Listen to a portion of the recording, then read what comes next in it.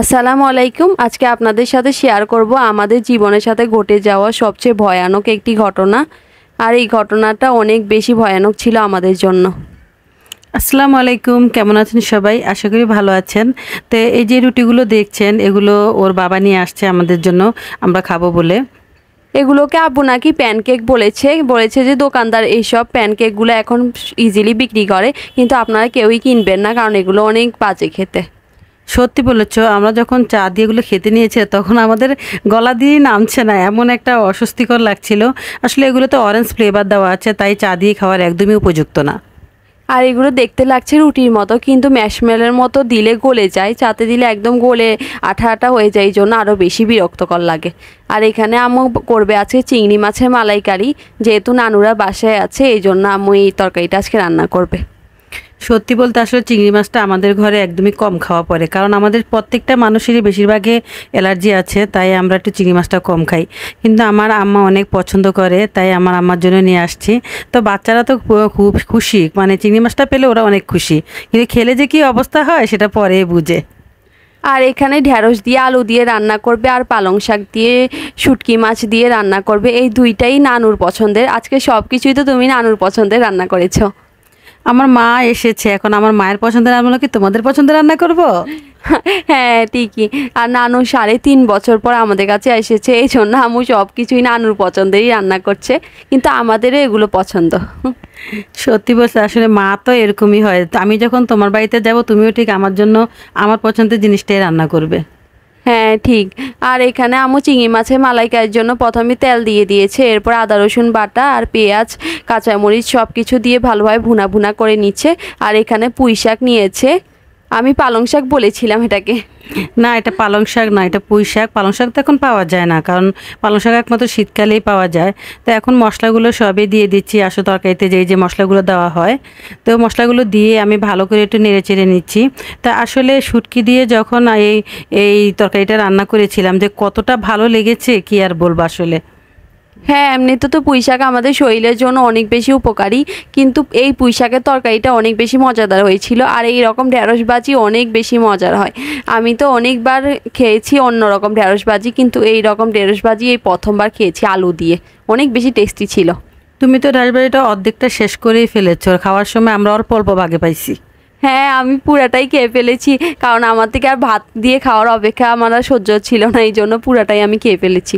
আর এখানে আম্মু চিংড়ি মাছের মালাইকারিটার জন্য টমেটো দিয়ে দিয়েছে, এরপর চিংড়ি মাছগুলো দিয়ে দিয়েছে। আর এই চিংড়ি মাছগুলো আমাদের অনেক ছোট ছোট লাগছে এখানে ভিডিওতে, কিন্তু আসলে একটু বড় বড়। আর এরকম চিংড়ি মাছই এখন চট্টগ্রামে পাওয়া যায় না।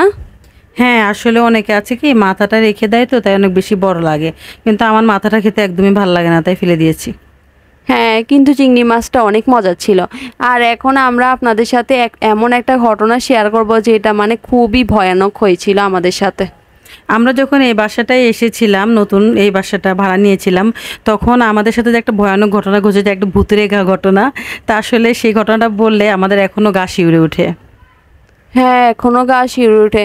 আমরা যখন এই বাসাটা নিয়েছিলাম তখন আসার পরে যে প্রথম রাতে এরকম একটা ঘটনা ঘটবে আমরা কল্পনাও করিনি। আর যেহেতু আব্বু পাশে ছিল না, আমাদের কাছে অনেকই ভয় লেগেছে। ওর বাবা আসলে 2 মাসের জন্য একটু মানে ঢাকা গিয়েছিল, একটা মানে চাকরির সুবাদে কোনো একটা কাজে। তো গিয়েছিল, তখনই আমাদের সাথে এই ঘটনাটা ঘটে। আমরা আসলে জানতাম না যে বাসাটা এরকম। তো যাই হোক, যখন আমাদের সাথে এই ঘটনাটা ঘটে তখন ওর বাবা বাসায় ছিল না, ধরেন 5-6 দিন পরই শুরু হয়েছে আর কি। তো আমার ছেলের সাথে বেশি ঘটনা ঘটেছে, আমার ছেলে স্বয়ং দেখেছে। আর মেয়ে তো দেখেনি, কিন্তু মেয়ে অনুভব করেছে। তো মেয়ে যখন রাতে আমার কাছে ভয়ে চলে গিয়েছিল আমার রুমে, তখন আমার ছেলের রুমে একাই ছিল ছেলে। আর তখন ছেলে দেখতেছে যে ওর বোন ওর পাশে শুয়ে আছে, আর মুখটা যে কি অবস্থা, দাঁতগুলো যে কত বড় বড়, নখগুলো যে কত বড় বড়, আর চোখগুলো ঠিক মার্বেলের মতো। তামিমের পরের দিনই জ্বর উঠে গিয়েছিল, কারণ এই রকম একটা ভয়ানক চেহারা দেখার পরে ও সারা রাত ঘুমাতে পারেনি। আর পরের দিনই ওর জ্বর উঠে গিয়েছিল। সত্যি কথা বলতে না, ও এই কথাটা আমার কাছে গোপন করে গেছে, ও বলেনি। ও না বলাতে আমি অতটা বুঝতে পারিনি, আমি স্বাভাবিকভাবেই ছিলাম। কিন্তু ও যখন পরে বিকেলে জ্বর এসে গেছে, তারপরে ও আমার কাছে এই কথাটা বলছে। বলার পরে তো আমি তো কিছুতেও জ্বর কমাতে পারছি না, ওষুধ খেয়েও জ্বর কমাতে পারছি না, মাথায় পানি দিয়ে জ্বর কমাতে পারছি না, কি একটা অবস্থা। আর এদিকে রাত যত বাড়ে ততই ঘরের আশেপাশে একটু ধুমধাম শব্দ তো হতেই থাকে, ছাদের উপর তো হতেই থাকে। জানলার পাশে একটা নিঃশ্বাসের শব্দ আসে। কি যে একটা ভয়ানক পরিস্থিতি, কি বলবো আসলে। পরবর্তীতে আমরা জানতে পেরেছি আমাদের জমিদারের কাছ থেকে যে আমরা যে এই রুমটাতে এরকম ভয় পেয়েছি, ওনাদের নাকি সবগুলা রুমেই এরকম ঘটনা ঘটেছে ওনাদের সাথে। পরবর্তীতে আস্তে আস্তে ঠিক হয়ে গিয়েছে। আসলে বাড়িটা নতুন বাড়ি ছিল তো, তাই হয়তো বা এরকম প্রবলেম হয়েছে। তো অনেকেই বলে যে এরকম নতুন বাড়িতে বিশেষ বিল্ডিংগুলোতে এরকম প্রবলেম হয়। তা আমাদের সাথে কয়েকদিনে হয়েছে এরকম। তো আমরা পরের দিন যখন আবার আমরা ঘুমাইছিলাম, তখন আবার আমাদের উপর হামলা করছে এরকমভাবে যে আমাকে হাত ধরে টেনে বের করে নিয়ে যাচ্ছিল। তারপরের দিন আবার কি হলো কি, একদমই বাথরুমের দরজা ভিতর থেকে আটকে গেছে। কিভাবে যে ভিতর থেকে আটকে গেল কিছুতেই বুঝতে পারতেছি না, কিছুতেই বাথরুমের দরজা খুলতে পারতেছি না। এদিকে আমাদের জমিদার এসে বলতেছে নিশ্চয়ই কোনো চোর ঢুকেছে, চোর ঢুকে নিশ্চয়ই বাথরুমে পলাই রয়েছে। ওই ঘটনা যে এতটা হাস্যকর, আমার আস্তে আস্তে পেট ব্যথা হয়ে গেছে। পরবর্তীতে আমরা বলছি ওই দিন আমরা যে ভয় পাইছি, কিন্তু পরে আমরা এটা নিয়ে এত হাসাহাসি করি যে টয়লেটের দরজা কীভাবে ভিতর থেকে আটকে যায়। আর চোর, আমাদের জমিদার তো বলে এখানে একটা চোর লুকিয়ে আছে, তোমরা সবাই সাবধানে থাকো। পরবর্তীতে এই টয়লেটের দরজা কিন্তু ভেঙে তারপর খুলতে হয়েছে, মানে ভাঙা ছাড়া খুলতে পারিনি, এমন অবস্থা হয়েছে। আর এর আগে থেকে সবসময় দেখতাম যে টয়লেট দরজাটা কেন যেন কাঁপাকাঁপি করতো। তো কেন যেত কাঁপাকাঁপি করতো, শব্দ হতো, বুঝতে পারতাম না। তো এখন অবশ্য সব কিছু ঠিক হয়ে গেছে, এখন আর সেরকম নেই। কারণ আমি আবার অনেক কিছু পারি, যে মানে আল্লাহর কালাম দিয়ে অনেক কিছু করেছি ঘরেতে, করে একদম দোয়া দূর টাঙিয়ে দিয়েছি, যা পেরেছি তাই টাঙিয়ে দিয়েছি। আর নিজেও পড়েছি অনেক, আমার বাচ্চারাও ঠিক একই করেছে। যার জন্য এখন আর তেমন একটা ভয় নেই। কিন্তু তারপরে ওই দিনগুলোর কথা মনে পড়লে না একদম গায়ে কাটা দিয়ে যায়, কারণ ঘরে একটা পুরুষ মানুষ নেই, অথচ কি একটা ভয়ানক ঘটনা ঘটে, তাও আবার প্রতি রাতে। হ্যাঁ, প্রতি রাতে আমরা ঘুমাতে পারতাম না, আমরা সারা রাত জেগে থাকতাম আর সারা দিন ঘুমাতাম, কারণ রাতে আমাদের ঘুমই আসতো না, এত ভয় পেয়েছি। আর এদিকে আমরা কারো কাছে শেয়ারও করতে পারতাম না, যেহেতু আমরা নতুন এসেছি এখানে, কাউকে আমরা চিনি না, জানি না। পাশে অবশ্য ভাড়াটিয়া ছিল, কিন্তু বলিনি, কারণ বললে কি হয় না না হয় কিছুই বুঝতে পারতেছি না, তাই শেয়ারও করতে পারিনি। নিজে থেকে এগুলো নিজে নিজে যে হজম করেছি, এটা আসলে এখন অনেকটাই মানে মনে হচ্ছে যে আমরা অনেক সাহসী, তাই না? হ্যাঁ, তামিমের তো এমন অবস্থা হয়েছিল, ওর পরের দিন জ্বর উঠে ও নিজে নিজে হাঁটাহাঁটি করছে, গোল গোল গোল গোল হয়ে ঘুরছে।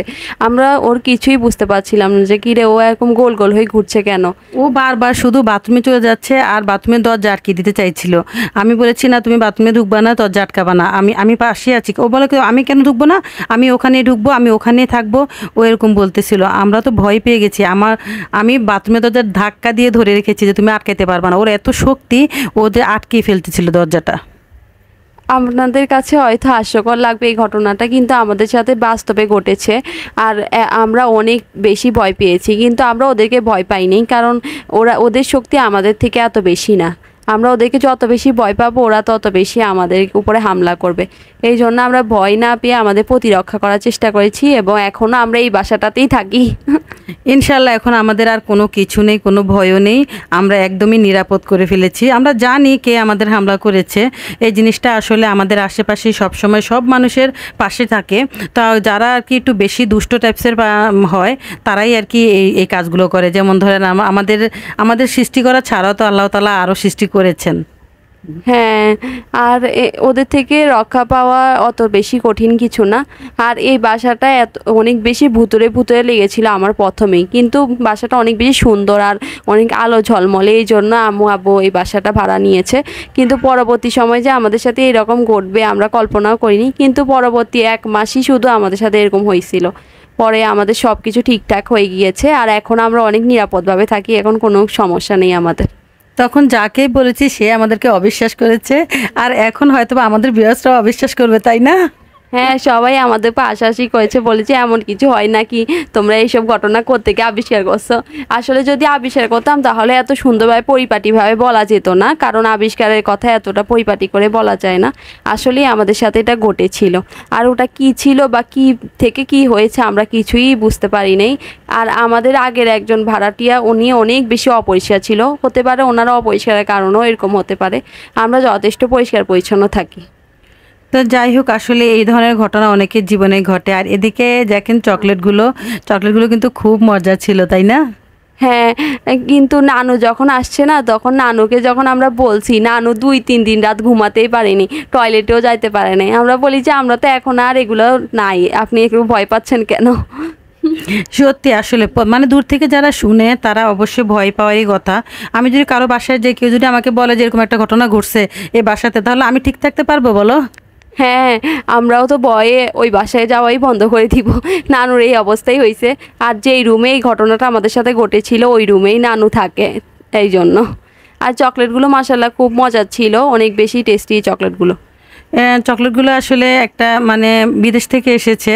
তা আমার হাজব্যান্ডের আসলে মানে যে চাকরি করে যেখানে, ওখান থেকে আর কি ওনারা পাঠাইছে। তো আমার বাচ্চাদের জন্য, ওনার বেশিরভাগ সময় এরকম পাঠায় মাঝে মাঝে আমার বাচ্চাদের জন্য। তো চকলেটগুলো খুবই মজা, তাই না? হ্যাঁ, খুবই মজা। আচ্ছা, দেখতে দেখতে আমরা একদম ব্লগের শেষ প্রান্ত পর্যন্ত চলে এসেছি। সবার কাছে যদি ভালো লাগে তাহলে লাইক, শেয়ার, কমেন্ট করবেন। Till then, take care and আল্লাহ হাফেজ। সবাই সুস্থ থাকবেন, ভালো থাকবেন। আপনারা আবার ভয় পাবেন না আমাদের এই কথা শুনে। আসলে এরকম হয় মাঝে মাঝে, এরকম হলে কোনো ভয়ের কিছু নেই। আপনারা অবশ্যই সবসময় চারকুল পরে আপনাদের শরীর সবসময় বন্ধ করে রাখবেন, তারপর আয়াতুল কুরসি পড়বেন, দেখবেন আর কখনো কোনো কিছুই আক্রমণ করতে পারবে না।